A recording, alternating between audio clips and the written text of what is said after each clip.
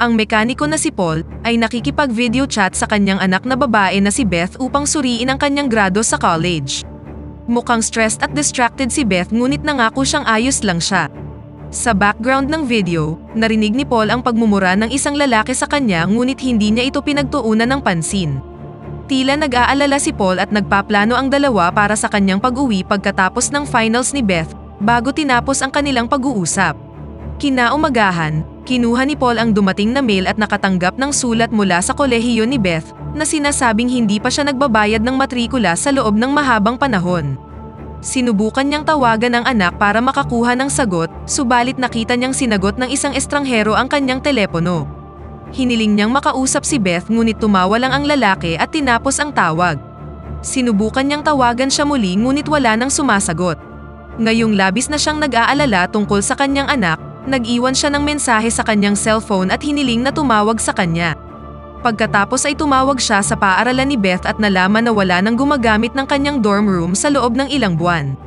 Sa halip na tumawag ng pulis, dumiretso si Paul sa tinutuluyan ni Beth para personal na imbestigahan ang pagkawala ng kanyang anak. Walang sumasagot sa pintuan kaya't pumasok na siya at nakitang walang laman ang lugar na tila inabandona na sa mahabang panahon.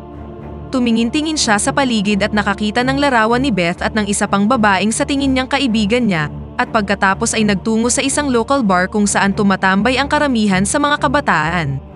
Tinanong niya ang bartender ngunit wala siyang ideya kung sino ang nasa larawan. Dahil dito, nagpa siya si Paul na maghintay doon ng ilang sandali hanggang sa makita niyang pumasok ang dalaga kasama ang kanyang kadate.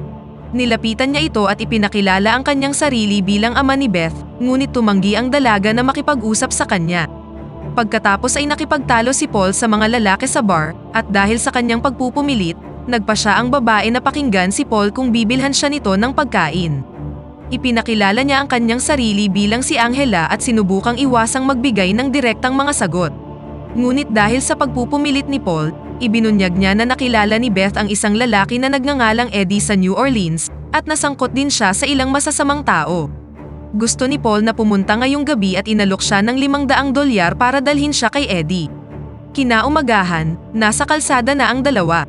Nagtataka si Angela kung bakit hindi siya humingi ng tulong sa mga pulis ngunit ipinaliwanag ni Paul na hindi kikilos ang mga pulis hanggat hindi pa ito umaabot ng 48 oras. Matapos huminto upang magpagasolina, nakarating ang dalawa sa New Orleans, sa lugar kung saan nakilala ni Angela si Eddie. Binalaan ni Paul si Angela na ilayo ang sarili sa kanya na nagpapahiwatig na kilala at wanted siya sa lungsod. Dumiretso siya sa loob ng gusali at lumalabas na isa itong club. Nang nagtungo si Angela sa banyo, gumamit siya ng droga at pagkatapos ay nagtungo na sa dance floor. Sa halip na ituro kung nasaan si Eddie, sinubukan niyang bigyan ng lap dance si Paul at inalok siyang mag-enjoy ng kaunti, subalit walang oras si Paul sa kalokohan at umalis. Sa labas, nakita ni Angela ang isa sa mga kaibigan ni Eddie, kaya't lumapit sa kanya si Paul upang tanungin ang lokasyon ni Eddie.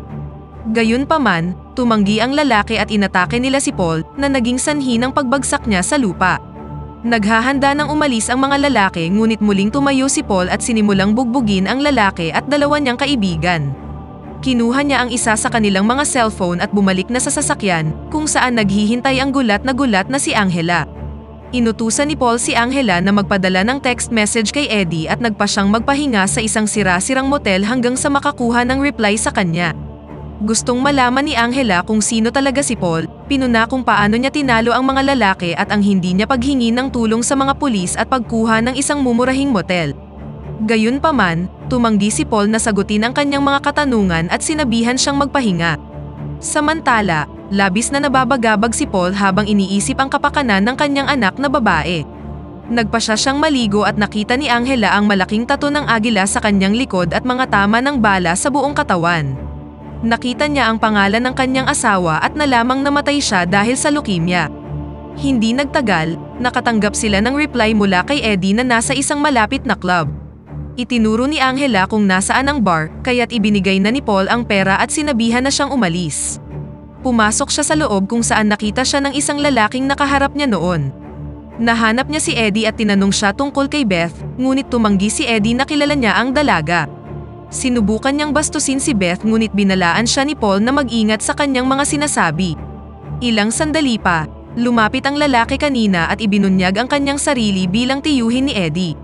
Humingi siya ng paumanhin kay Paul para sa inasal ni Eddie at hiniling sa kanyang huwag patayin ang kanyang pamangkin. Doon lang na-realize ni Eddie kung gaano kabigat ang napasok niyang gusot.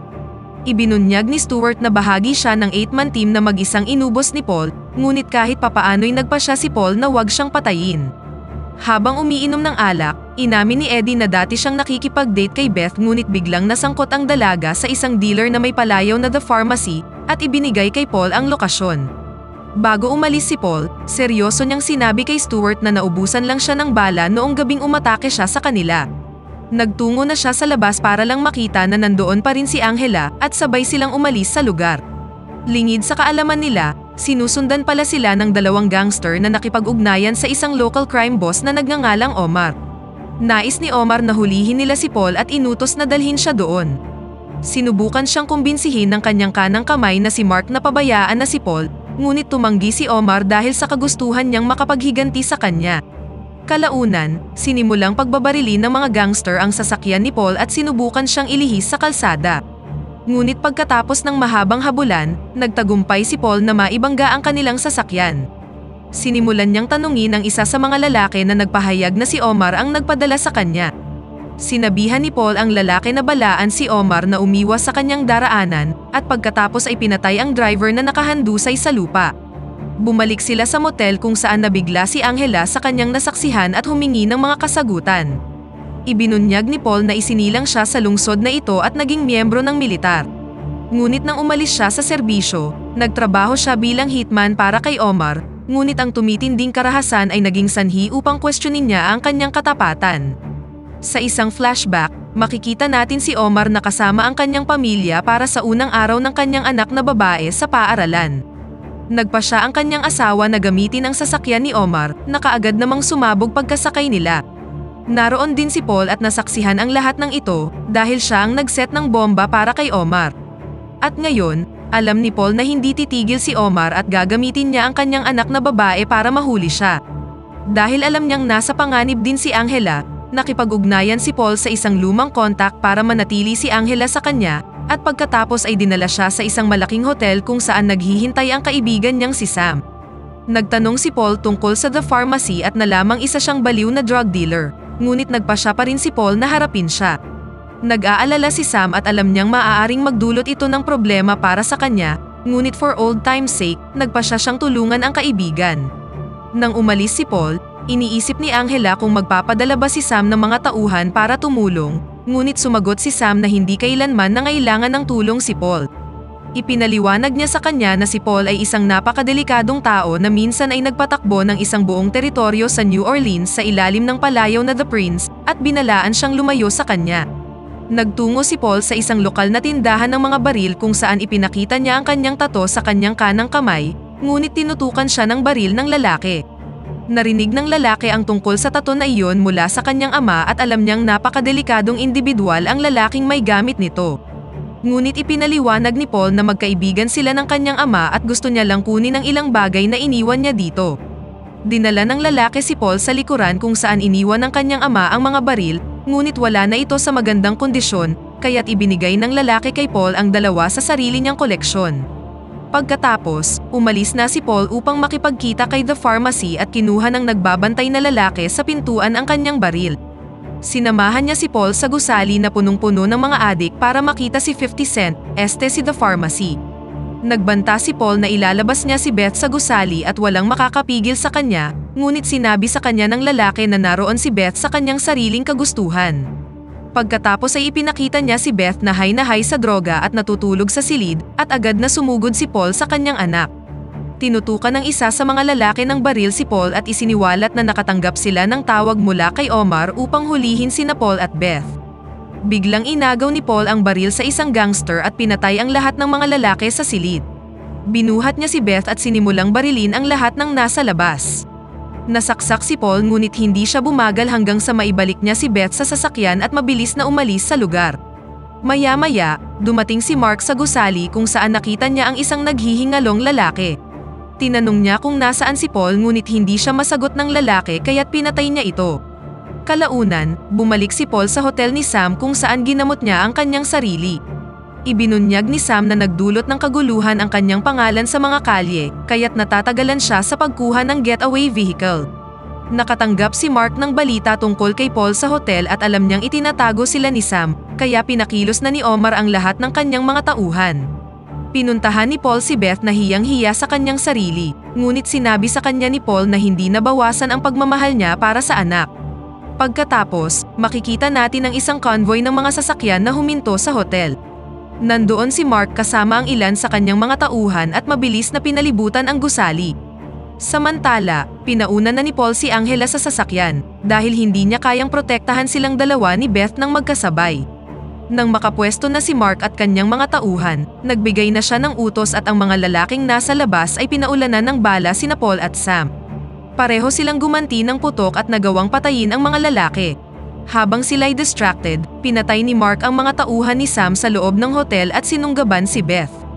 Narinig ni Paul ang mga putok ng baril at nagmamadaling pumasok sa loob ngunit napigilan dahil sa isang kalaban. Pagkatapos ay kumilos na sina Paul at Sam at pinatay ang shooter bago muling hinabol si Mark. Naabutan nila si Mark at naganap ang isang matinding barilan ngunit nagawang makatakas ni Mark dala ang kanyang anak. Matapos nilang patayin ang mga tauhan ni Mark, napagtanto nilang nabaril ang driver ni Angela at bumalik sila sa tindahan ng mga baril kung saan binigyan ng lalaki si Paul ng ilang malalakas na rifle. Samantala, kinaladkad ni Mark si Beth papunta kay Omar na sinubukan siyang kausapin tungkol sa kanyang ama, ngunit nakakaranas ng withdrawal ang dalaga mula sa droga at sinabi lang na gusto na niyang umuwi. Samantala, pumunta si Paul sa headquarters ni Omar na fully armed at handa na sa digmaan. Sinimulan niyang sirain ang lugar gamit ang mga bala at pinatay ang bawat lalaking makita niya. Natanggap ni Omar ang balita, kinuha ang kanyang baril at isinama si Beth sa kanya. Si Paul ay isang one-man army at ang kanyang mga kasanayan ay walang katulad habang inuubos ang lahat ng mga tauhan sa bawat palapag. Nang makita niyang may hawak na baril si Omar sa ulo ni Beth, inalok niyang hahayaan niyang mabuhay si Omar kung ibibigay niya ang kanyang anak. Hiniling ni Omar na malaman kung bakit pinatay ni Paul ang kanyang pamilya at nagbantang papatayin si Beth bilang pagganti. Sinabi ni Paul na collateral damage lang sila ngunit handa na si Omar na wakasan ang kanyang buhay at umalis. Inatake ni Mark si Paul mula sa likuran at nagsimulang magpalitan ng suntok ang dalawa. Binugbog ni Mark si Paul gamit ang kanyang martial arts kaya itinulak siya ni Paul, kinuha ang kanyang baril at pinaputukan siya. Pagkatapos, nagpakita si Omar habang hawak si Beth at gustong makapaghiganti. Gayunpaman, bigla siyang siniko sa tiyan ni Beth at ginamit ni Paul ang pagkakataon para barilin siya. Sumugod si Beth sa kanyang ama at napagtanto na nabaril siya at tinulungan siyang makatayo. Sa labas, tumakbo si Angela para yakapin sila at dito na nagtatapos ang pelikula. Pakipindot naman ang like button kung nagustuhan mo ang pelikula at kung hindi naman, pindutin mo ng 2 beses ang dislike button para lang makasiguro.